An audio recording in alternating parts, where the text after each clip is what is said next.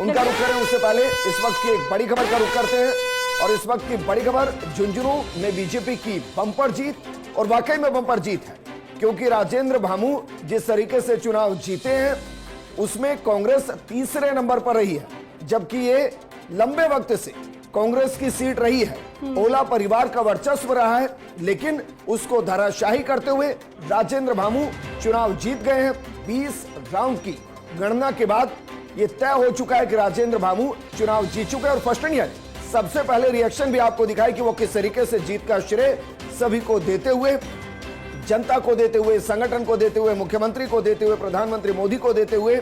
और यहां इंटरेस्टिंग जो रहा वो आर वर्सेस आर रहा, राजेंद्र भामू वर्सेस राजेंद्र गुढ़ा, क्योंकि जिस तरीके से राजेंद्र गुढ़ा दूसरे नंबर पर रहे, ये अपने आप में वहां के परिणाम को बदलने में एक मील का पत्थर साबित। बिल्कुल, एक और बड़ी खबर, 84 से बाप के अनिल कटारा जीते हैं। इस वक्त की बड़ी खबर, 84 से बाप के अनिल कटारा जीत चुके हैं। और इस मजबूती का पहले से ही जिक्र बाप पार्टी कर रही थी, बीएपी कर रही थी, और ये जो परिणाम आया है 84 से बीएपी के प्रत्याशी की जीत हो गई है। क्योंकि अभी तक लगातार जो रुझान हम आपको दिखा रहे थे, लगातार बीएपी के प्रत्याशी अनिल कटारा वो बढ़त बनाए हुए थे, अब बढ़त जीत में तब्दील हो चुकी है। 84 से बाप के अनिल कटारा जीत चुके हैं। बीएपी के प्रत्याशी ने जीत हासिल कर ली है। हालांकि 84 में बीएपी को मजबूत माना जाता है, और यहां पर क्योंकि बीएपी राजकुमार रोत जो सांसद बने, ये सीट खाली हुई, प्रत्याशी उतारा, जीत गई, पहले से संभावना वो जाहिर कर रहे थे।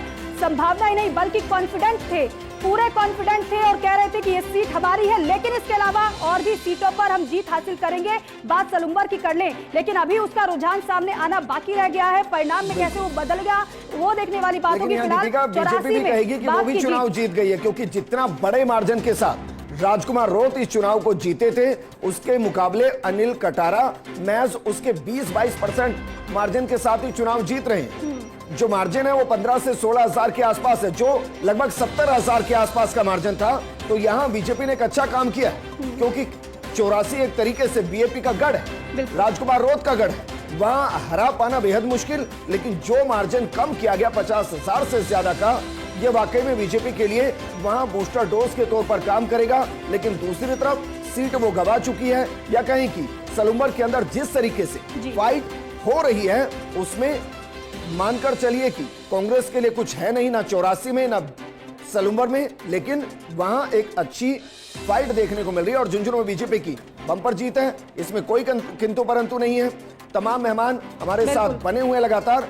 और अमित जी, यही रिएक्शन है भाई कि ये एक अच्छी बात है कि 84 में आपने एक अच्छे मार्जिन को कम करने की कोशिश की, लेकिन सलूम्बर में वही समस्या है। मैं आपके पास आऊंगा, माफी के साथ मैं आपको रोक रहा हूं। विनोद सिंह चौहान हमारे साथ वहां से जुड़ गए हैं। विनोद जी, जरा बताइए, कुछ कंफर्मेशन या भी इंतजार और करें?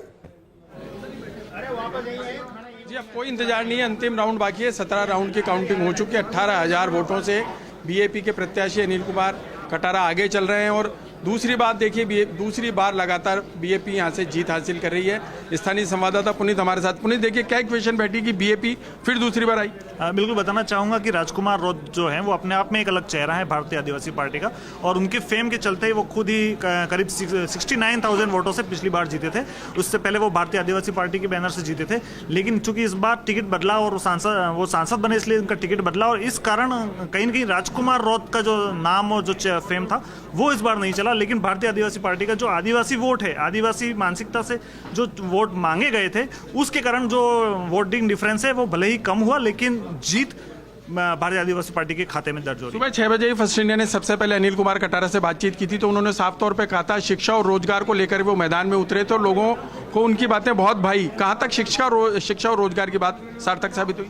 बिल्कुल बताना चाहूँगा, रोजगार जो है वो जनजातीय क्षेत्र का सबसे बड़ा एक मुद्दा है। शुरू से ही रहा है, 70 साल से लगभग यही मुद्दा बना रहा है कि यहाँ का जो आदिवासी है उनके पास रोजगार का कोई परफेक्ट या कोई स्थायी जरिया नहीं रहा। पहले जो था वो पहले काफ़ी जो योजनाएं चलती थी जिसमें रोजगार गारंटी जो एक बड़ा